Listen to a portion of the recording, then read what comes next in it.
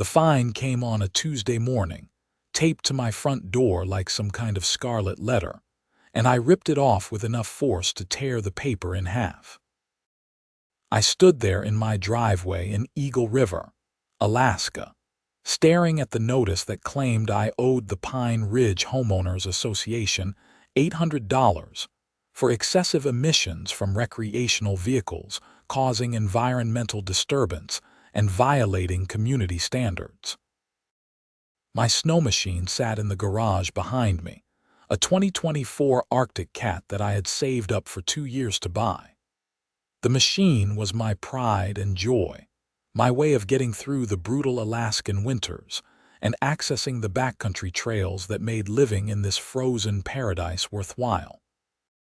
Now some bureaucrat with a clipboard was telling me it was polluting the neighborhood. My name is Yuri Nakamoto, and I had moved to this development 3 years ago after getting a job as an engineer with an oil company in Anchorage. The commute was manageable, and the neighborhood seemed perfect. Big lots, mountain views, and plenty of like-minded outdoor enthusiasts who appreciated the Alaskan lifestyle. Or so I thought. Things had changed 6 months ago when the HOA board elections brought in new leadership. And with that leadership came Patricia Morrison, the new HOA president, who seemed to think she was running a gated community in Orange County, instead of a subdivision in Alaska, where temperatures regularly dropped below zero. I walked back inside my house and called the HOA office immediately. The phone rang 4 times before someone picked up. Pine Ridge Homeowners Association, this is Debbie speaking. Yeah, hi Debbie. This is Yuri Nakamoto from 4472 Timberwolf Drive. I just got a fine on my door about my snow machine, and I need to talk to someone about this because it makes absolutely no sense. There was a pause, then the sound of papers shuffling. Let me see. Yes, Mr. Nakamoto. That fine was issued by Mrs. Morrison herself. She documented excessive exhaust emissions from your snow machine on multiple occasions over the past month. Excessive emissions. It's a brand new machine. It runs cleaner than most cars on the road. I'm just reading what's in the report, sir. If you'd like to dispute the fine, you'll need to request a hearing with the board. The next meeting is in 2 weeks. 2 weeks. The fine says I have to pay within 10 days or face additional penalties. That's correct. You can pay the fine now, or you can dispute it and potentially owe more if the board rules against you. I felt my jaw tighten. This was extortion dressed up in legal language. I want that hearing. I'll put you on the agenda. The meeting is on the 15th at 7 p.m. at the community center. I hung up and immediately started researching. If Patricia Morrison wanted to play games with environmental regulations, I would come prepared with facts. I spent the rest of the day digging into EPA standards for snow machine emissions, manufacturer specifications for my Arctic Cat, and Alaska state laws regarding HOA authority. What I found was enlightening. Modern snow machines, especially 4-stroke engines like mine, had emission controls that rivaled passenger vehicles. The days of 2-stroke engines belching blue smoke were largely over, at least for newer models. The next morning, I called Arctic Cat's customer service line and explained my situation. The representative was sympathetic and connected me with their environmental compliance department. A woman named Sarah told me that my specific model had been tested extensively and met all EPA standards with room to spare. You have documentation of those tests? I asked. Absolutely. I can email you the certification papers right now. Your machine produces lower emissions than the EPA threshold for off-road vehicles. In fact, it's cleaner than many older cars still on the road. Can I get an independent test done? Sure. There are certified testing facilities in Alaska. Let me send you a list. It'll cost you a few $100s, but if you're fighting an HOA fine, it might be worth it. I thanked her and checked my email. Within minutes, I had a PDF file with detailed emission test results from an EPA-certified laboratory showing my Snowmachine's exhaust contained minimal hydrocarbons, carbon monoxide, and particulate matter. The numbers were impressive, but I wanted more. I wanted proof that would shut down Patricia Morrison's crusade once and for all. I found a testing facility in Anchorage called Northern Environmental Services. I called them and spoke with a technician named Marcus, who said they could run a full emissions analysis on my Snowmachine for $350, with results available in 3 days. I scheduled an appointment for that Friday. Thursday afternoon, I was in my garage cleaning the Snowmachine when my neighbor, Ron, walked over. Ron was in his 60s, retired from the Air Force, and had lived in the neighborhood since it was built.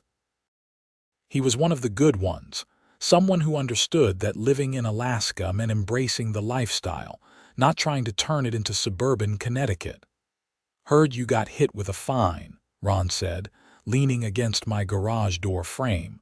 "Word travels fast. Patricia's been on a warpath lately. She got Jerry down the street for having his boat in his driveway too long. Never mind that it's his property and the boat was winterized and covered.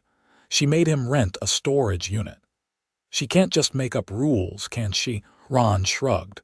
"She's been amending the bylaws piece by piece. Every month there's some new restriction. Last month it was about lawn ornaments. The month before that was about fence heights. She's got 2 other board members who vote with her on everything. Brenda and Carol, they're like her personal cheerleading squad." "What about the other board members?" "There are 5 total. Tom and Mike usually vote against her nonsense, but they're outnumbered.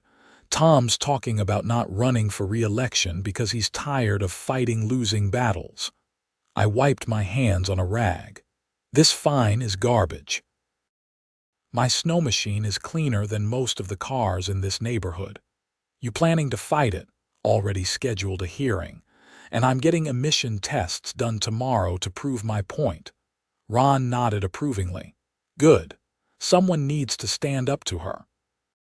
She's turning this place into a nightmare."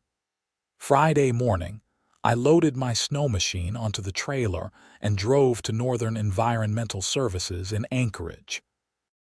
The facility was in an industrial park near the port, a metal building with testing bays and equipment that looked like something from a science fiction movie.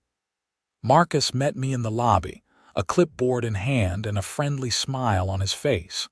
"You must be Yuri. Bring it around back and we'll get started." I followed his directions and backed the trailer into a testing bay. The room had huge ventilation fans and sensors mounted on tripods. Marcus and another technician, a younger guy named Paul, unloaded the Snowmachine and positioned it on a platform with rollers underneath the track. "We're going to run it through a series of tests," Marcus explained. "Idle, acceleration, sustained high RPM. We'll measure everything: carbon monoxide, hydrocarbons, nitrogen oxides, and particulate matter. The test takes about 90 minutes. Sounds thorough.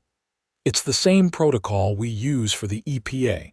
You'll have results that would hold up in court if it came to that." I waited in the lobby, drinking terrible coffee from a machine and watching through the window as they put my Snowmachine through its paces. The engine roared, the track spun, and sensors blinked. It looked impressive and expensive, which made me feel a little better about the $350 I was spending. When they finished, Marcus came out with a printout. "You've got a clean machine here, Mr. Nakamoto. Really clean. Your carbon monoxide output is 60% below EPA standards. Hydrocarbons are even better, about 70% below threshold. Particulate matter is negligible. For comparison, A lot of passenger cars from before 2015 would fail these standards. Can you put that in a formal report? Already done. You'll have a certified document in your email by Monday morning. I'll also mail you a hard copy with our lab seal. I shook his hand and felt a surge of satisfaction. Patricia Morrison had picked the wrong target. The weekend passed slowly. I spent Saturday helping Ron replace a section of his fence that had been damaged by the weight of snow, and Sunday reviewing my presentation for the board meeting. I printed out the manufacturer's specifications, the EPA certification, and prepared notes about Alaska state law regarding HOA authority. By the time Monday morning rolled around, I felt ready for battle. The certified test results arrived in my email at 9 a.m., just as Marcus had promised. The report was 12 pages long, filled with charts, graphs, and technical data that conclusively proved my Snowmachine produced minimal emissions. I printed 3 copies, one for me, one for the board, and one as a backup. I also decided to do something that might seem petty but felt necessary. I wanted to know how Patricia Morrison's vehicle compared to my Snowmachine. It was easy enough to find out what she drove.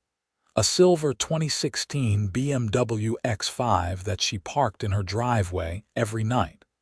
I did some research and found the EPA ratings for that model year. The numbers weren't great. The X5 produced significantly more carbon monoxide and hydrocarbons than my Snowmachine, and its particulate matter output was higher too.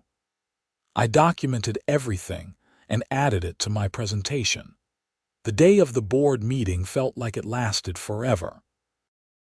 I went to work, pushed papers around my desk, and barely paid attention during a conference call about drilling permits. All I could think about was standing in front of that board and watching Patricia Morrison's face when I presented my evidence. At 6:30, I drove to the community center. It was a modest building near the entrance of the neighborhood, with a meeting room that could hold about 50 people. I arrived early and was surprised to see at least 20 other residents already there, including Ron. He waved me over to a seat he had saved. "Looks like you're not the only one interested in this meeting," he said. "I didn't expect an audience. Word got out that you're fighting Patricia. People want to see how it goes. She's made enemies." The board members filed in at 7 sharp. Patricia Morrison was exactly what I expected. Mid-50s, blonde hair cut in a severe bob, wearing a pantsuit that probably cost more than my monthly mortgage payment. She had the look of someone who had spent their entire life being in charge and never questioned. Brenda and Carol flanked her, both equally overdressed for an HOA meeting in Alaska. Tom and Mike, the 2 dissenting board members, looked tired and resigned as they took their seats. Patricia banged a gavel, which seemed ridiculous for an HOA meeting, but I guess she needed the theater. This meeting is now in order. First item on the agenda is a dispute filed by Mr. Yuri Nakamoto regarding a fine issued for emissions violations. Mr. Nakamoto, you have 15 minutes to present your case.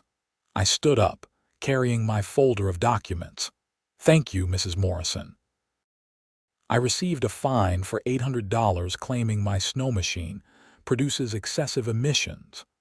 I'm here to show that this fine is not only unjustified but is based on incorrect assumptions and possibly personal bias. Patricia's eyes narrowed. Personal bias? That's a serious accusation. Let me present my evidence, and you can judge for yourself.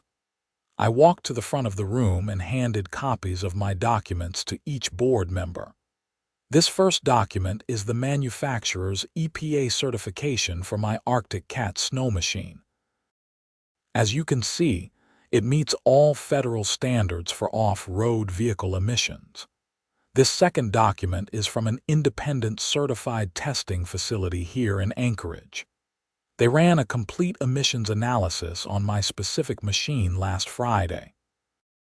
The results show that my snow machine produces 60% less carbon monoxide than EPA standards allow, 70% less hydrocarbons, and negligible particulate matter. I watched their faces as they scanned the reports.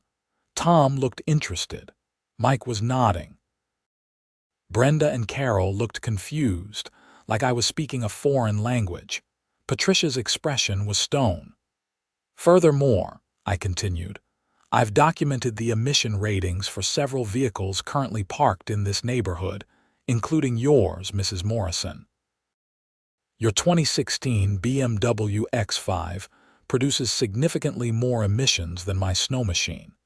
In fact, based on EPA data, your vehicle produces nearly 3 times the carbon monoxide and twice the hydrocarbons per hour of operation compared to my Arctic Cat.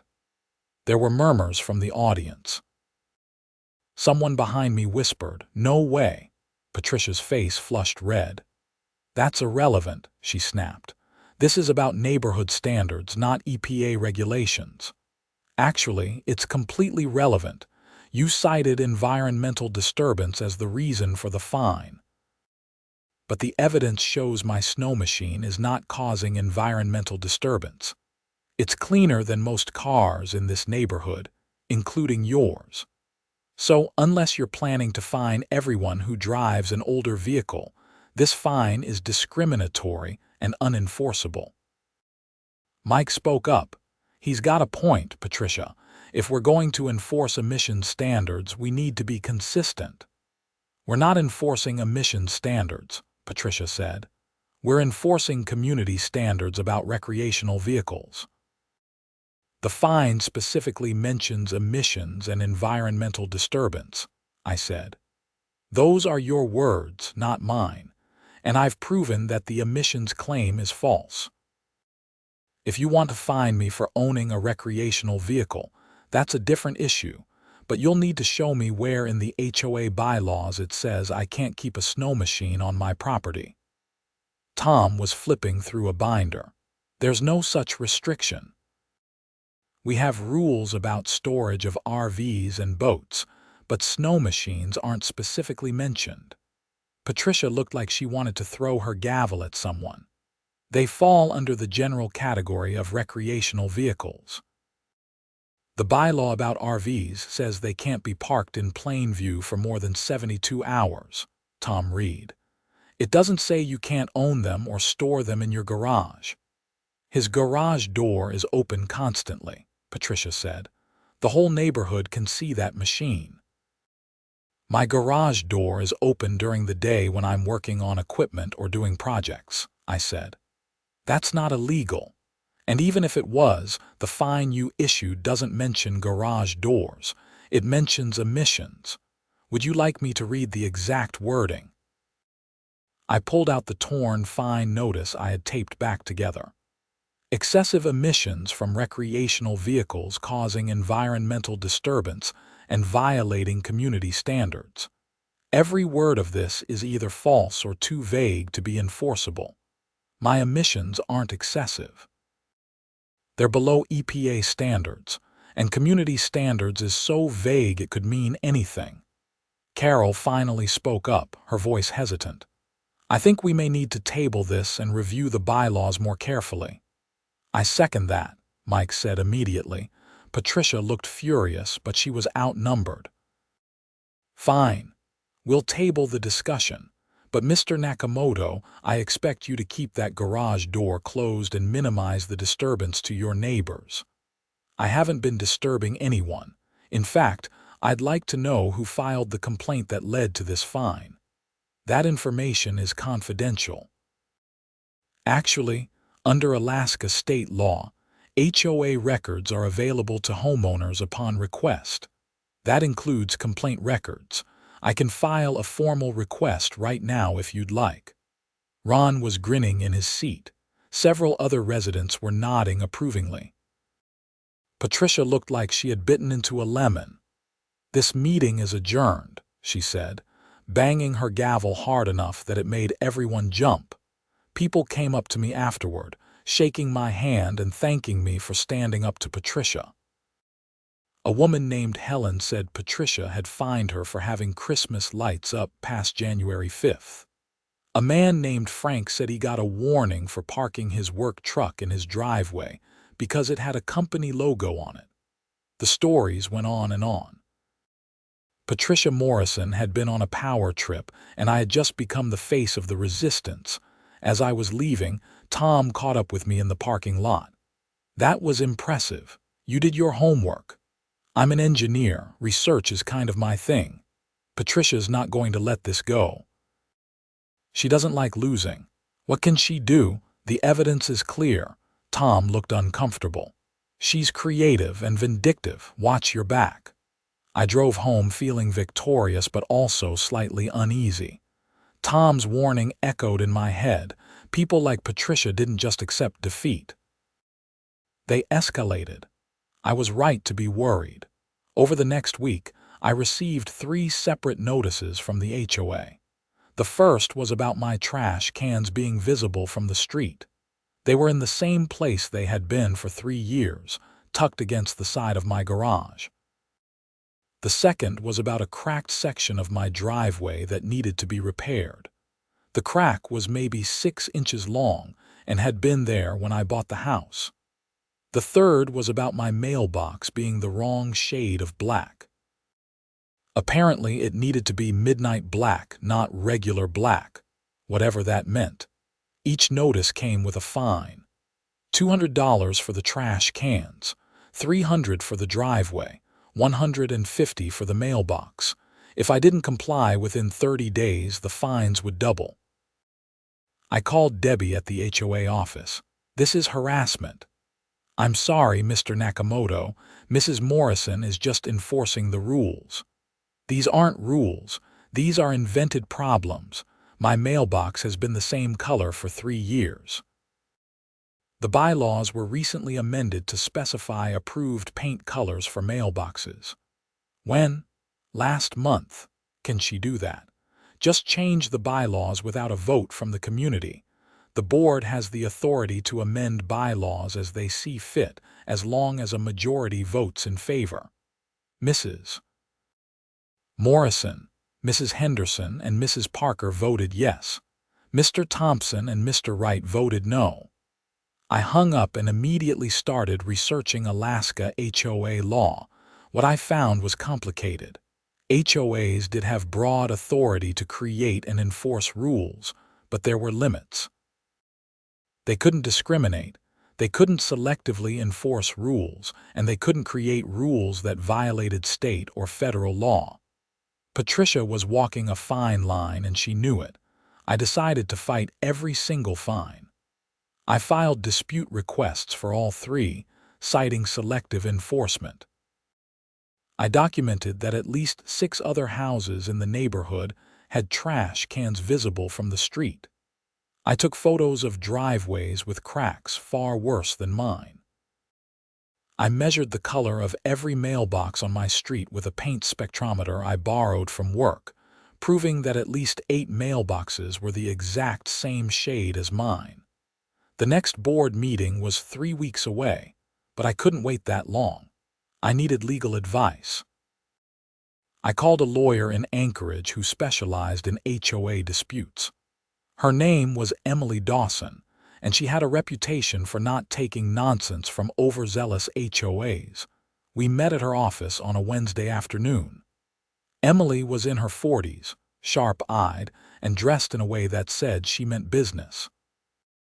I laid out everything: the original fine, the emissions tests, the retaliation fines, all of it. "This is textbook retaliation," Emily said. "HOAs are allowed to enforce rules, but they can't target specific homeowners because of personal grievances. You successfully disputed her first fine and now she's burying you in paperwork. That's actionable. What are my options? We can send her a cease and desist letter, which might scare her off, or we can file a lawsuit for harassment and selective enforcement. The lawsuit would be more expensive, but it would put her on the defensive. How much are we talking?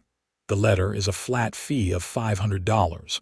A lawsuit could run you 5 to 10,000, depending on how long it drags out. I thought about it. $5,000 was a lot of money, but so was constantly fighting bogus fines. Let's start with the letter. If that doesn't work, we escalate. Emily drafted the cease and desist letter that afternoon. It was 3 pages of legal language that basically said Patricia needed to stop harassing me or face legal consequences. Emily sent it via certified mail, so there would be proof of delivery. Patricia received the letter on Friday. I know because she called me at 7 p.m., her voice shaking with rage. "How dare you threaten me with legal action, Mrs. Morrison? I'm not threatening you. I'm protecting myself from harassment.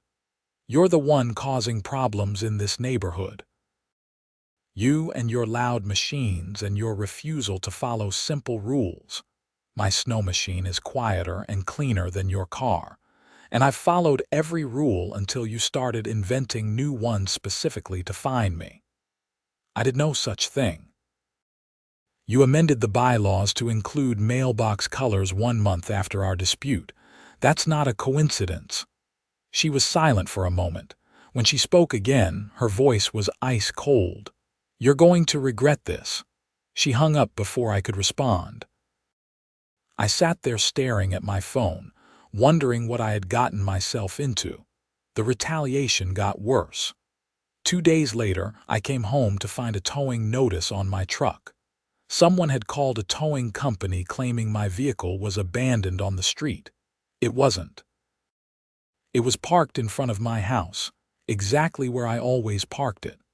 The towing company apologized when I showed them my registration and proof of residence, but it was clear what had happened. Someone had made a false report. Then my trash pickup stopped. I called the waste management company, and they said they had received a notice from the HOA that my account was suspended due to unpaid fines. I proved I had disputed the fines and was current on all legitimate HOA fees, and they reinstated service, but it was another hassle I didn't need.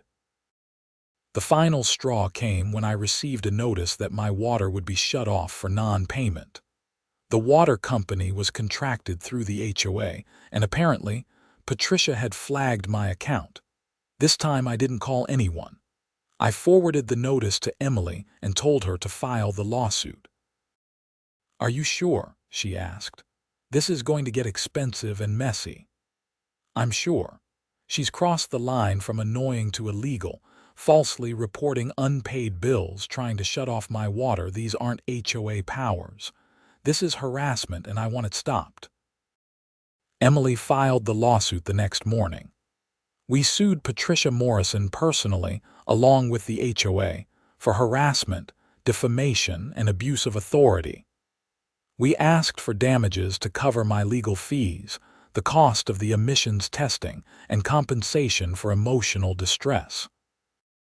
We also requested an injunction preventing the HOA from issuing any further fines against me until the case was resolved. The lawsuit hit Patricia like a bomb. Within 24 hours, I received a frantic call from Tom, the board member. "Yuri, what the hell?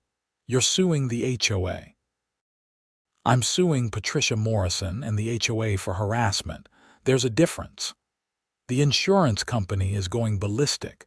They're threatening to drop our coverage if this doesn't get resolved. Then maybe Patricia should stop abusing her authority. Look, I get it. She's been out of control. But a lawsuit affects all of us. Our dues are going to go up to cover legal fees. That's not my problem. She had every opportunity to back off. She chose escalation." Tom sighed. "Can we meet off the record? Just you, me, Mike, and maybe Ron. Patricia doesn't need to know." I agreed. We met at Ron's house that evening.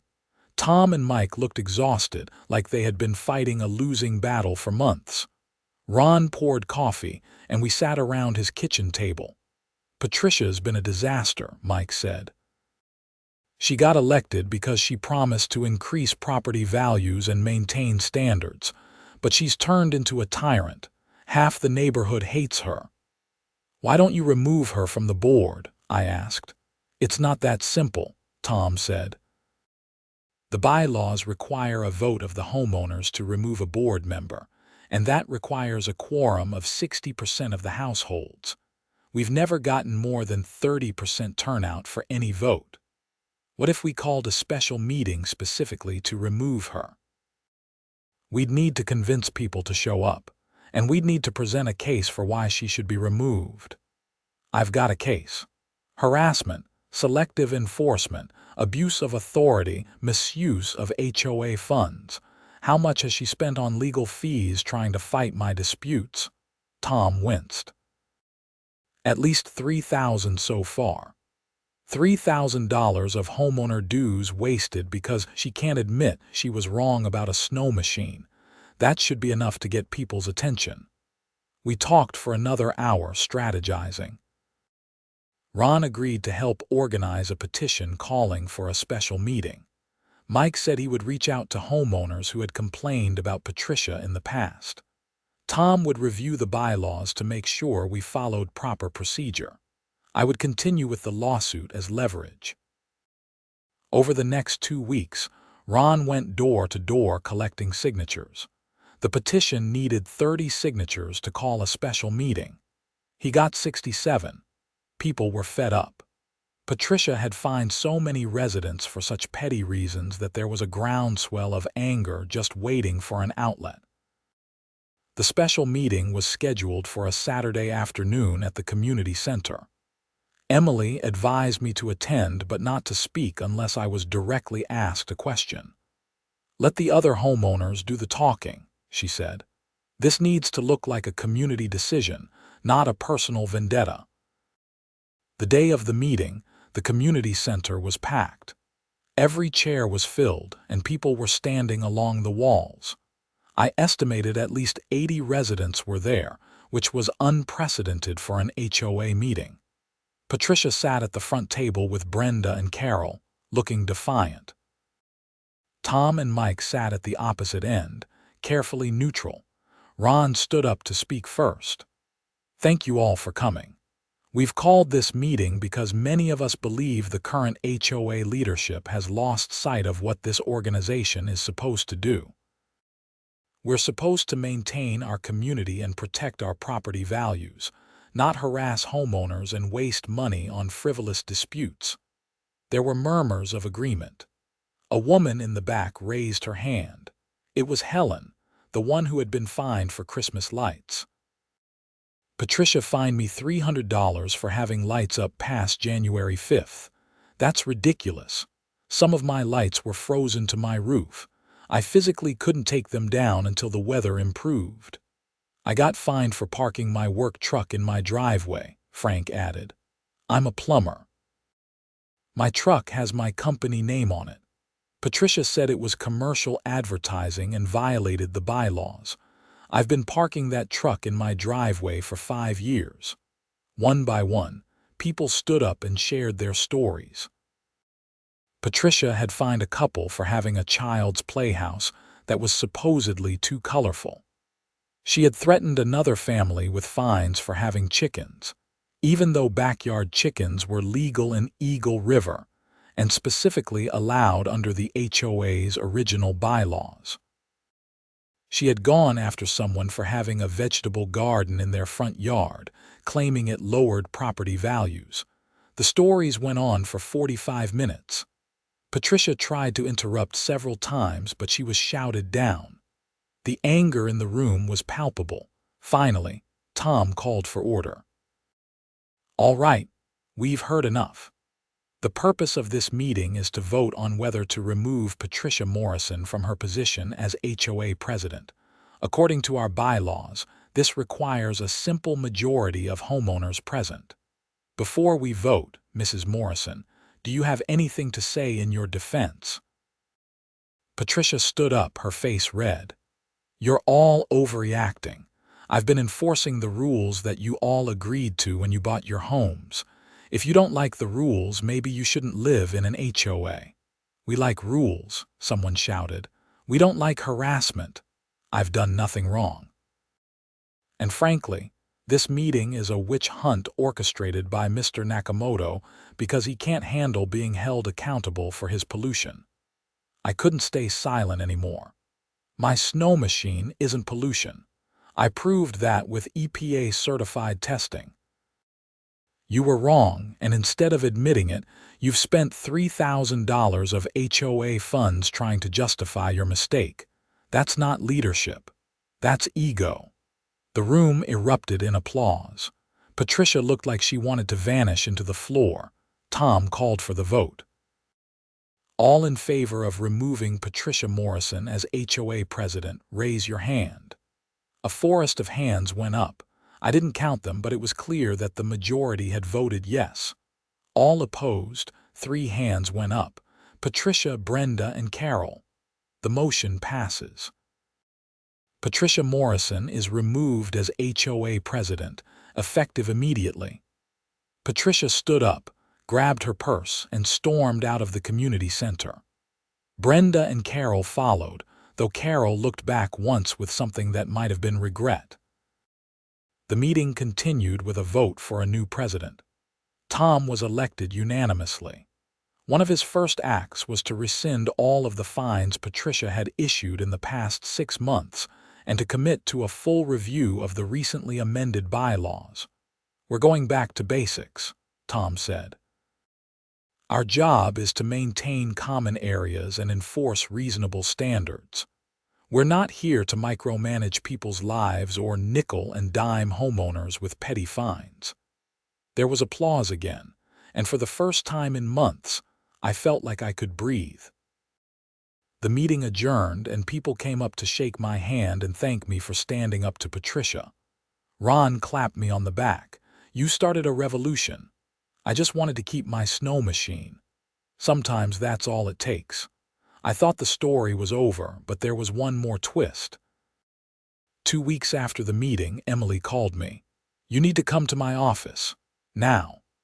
I drove to Anchorage, worried something had gone wrong with the lawsuit. When I arrived, Emily had a police detective with her. His name was Officer Warren, and he looked grim. Mr. Nakamoto, we need to ask you some questions about the Pine Ridge HOA finances. My stomach dropped. What about them? We've been investigating Patricia Morrison for embezzlement. It appears she's been siphoning money from the HOA account for over a year. We're talking about more than $40,000. I sat down hard. $40,000.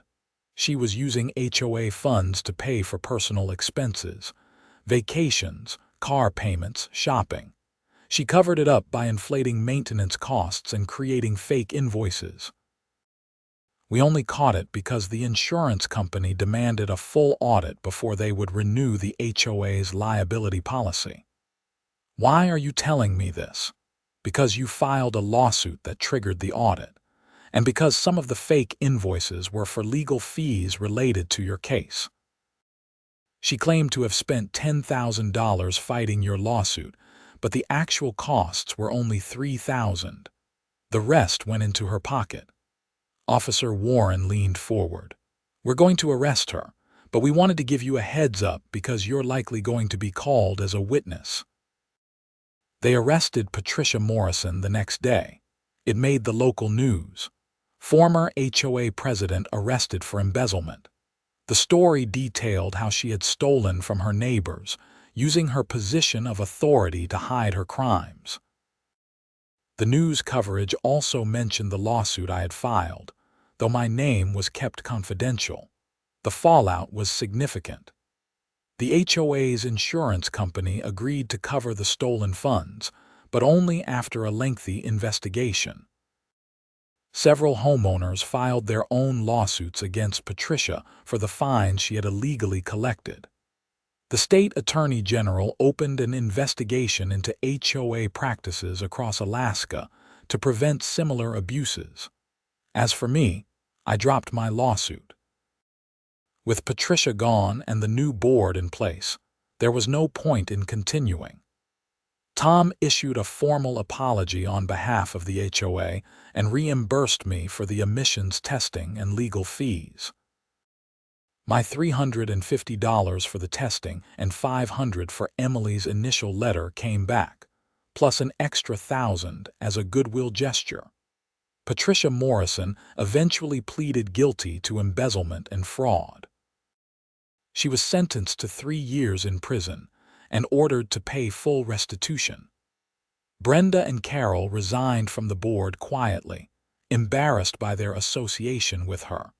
Life in Pine Ridge returned to normal, or at least a better version of normal. Tom and Mike ran the HOA with common sense and transparency. They published monthly financial reports, held regular town halls, and focused on actual community improvements instead of petty enforcement. The neighborhood felt like a community again. As for my snow machine, I rode it all winter without any complaints. In fact, several neighbors asked me about it, curious about the emissions testing I had done. A few of them ended up buying their own snow machines, and we started organizing group rides into the backcountry. Ron came on every trip, always grinning like a kid on Christmas morning. One Saturday in March, we were loading up the trailers for a trip to Hatcher Pass when Tom stopped by. He was carrying a plate of cookies his wife had made. "Thought you guys might want some fuel for the ride," he said. "Thanks, Tom. How's the board treating you? It's actually kind of nice. We're working on getting the community center renovated and adding some new playground equipment. You know, the stuff an HOA should be doing." "No more mailbox color codes," Tom laughed. "I burned that amendment personally." We loaded up and headed out, a line of trucks and trailers winding through the mountains. The sky was clear, the snow was perfect, and for the first time since moving to Alaska, I felt like I was truly home.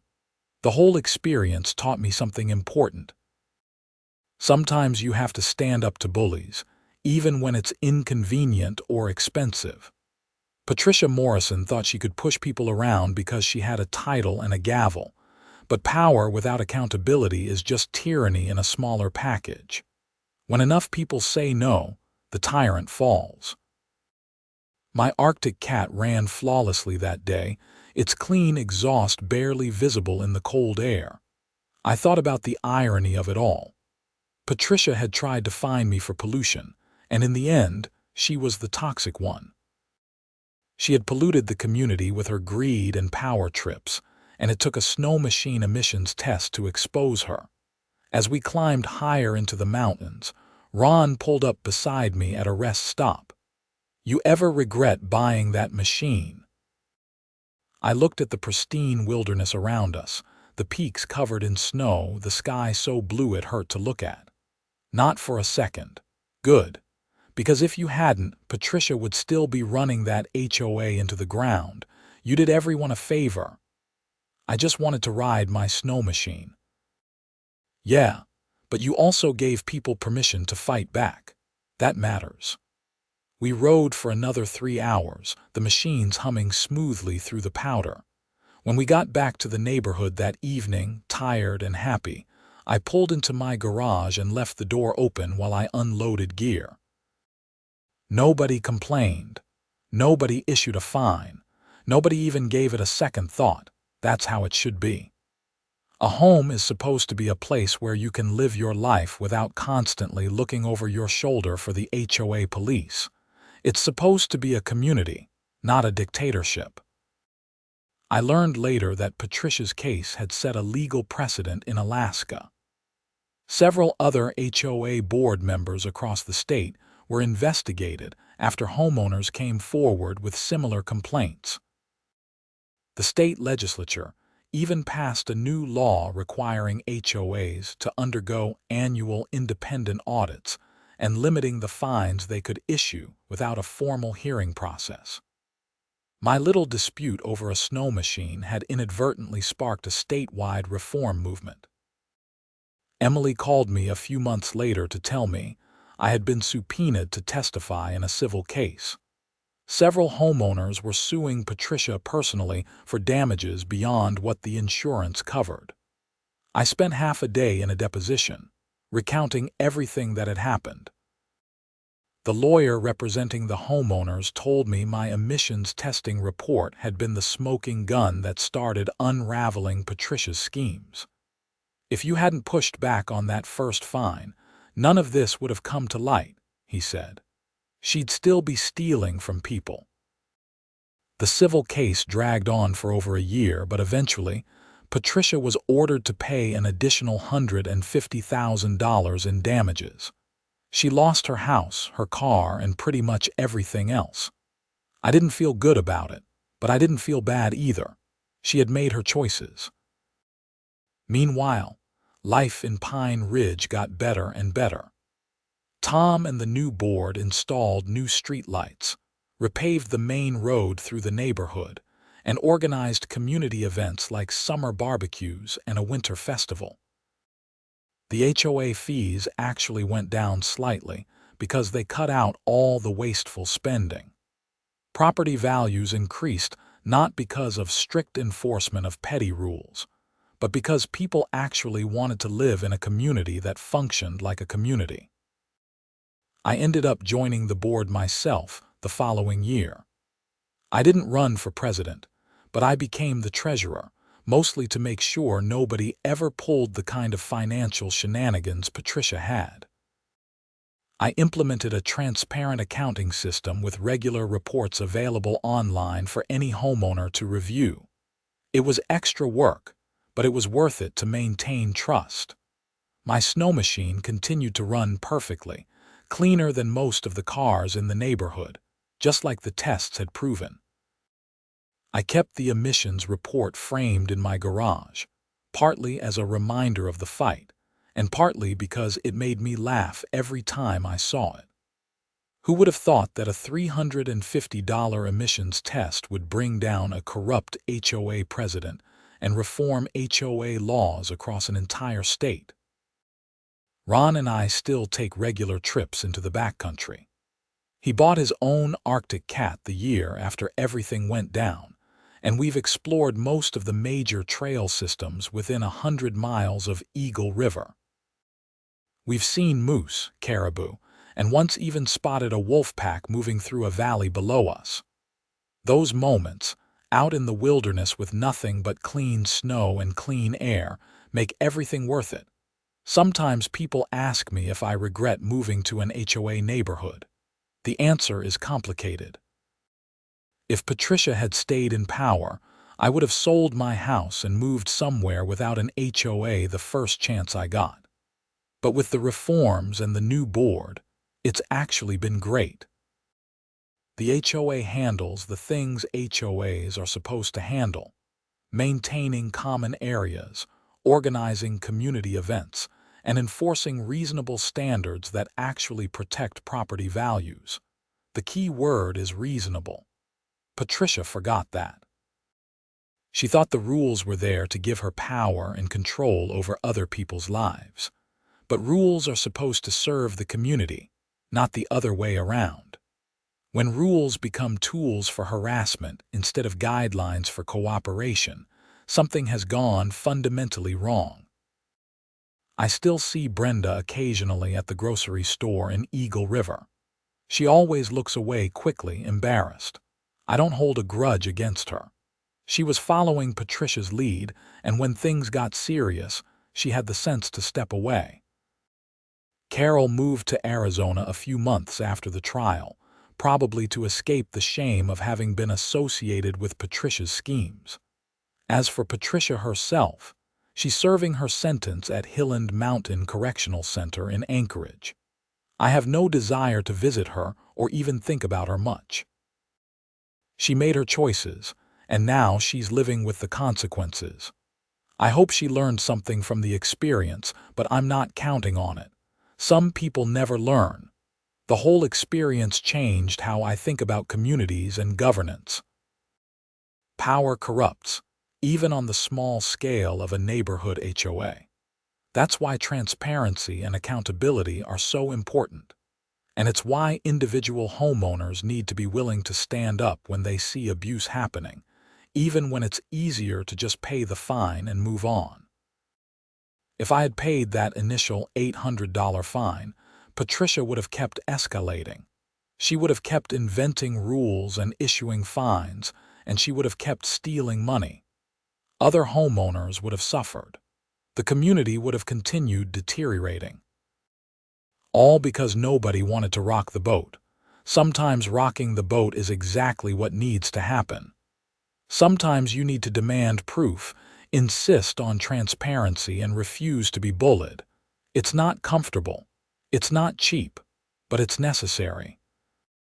My Arctic cat sits in my garage right now, ready for the next adventure.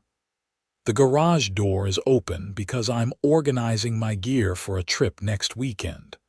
If someone has a problem with that, they can file a complaint. But they better have evidence and a legitimate reason, because I'm not afraid to ask for both anymore. That's the real lesson from all of this. Don't be afraid to ask questions. Don't be afraid to demand proof. Don't be afraid to stand up for yourself when someone with a title and a gavel decides they can push you around. The law is on your side if you're in the right, and truth has a way of winning out in the end. It just might take a certified emissions test to get there.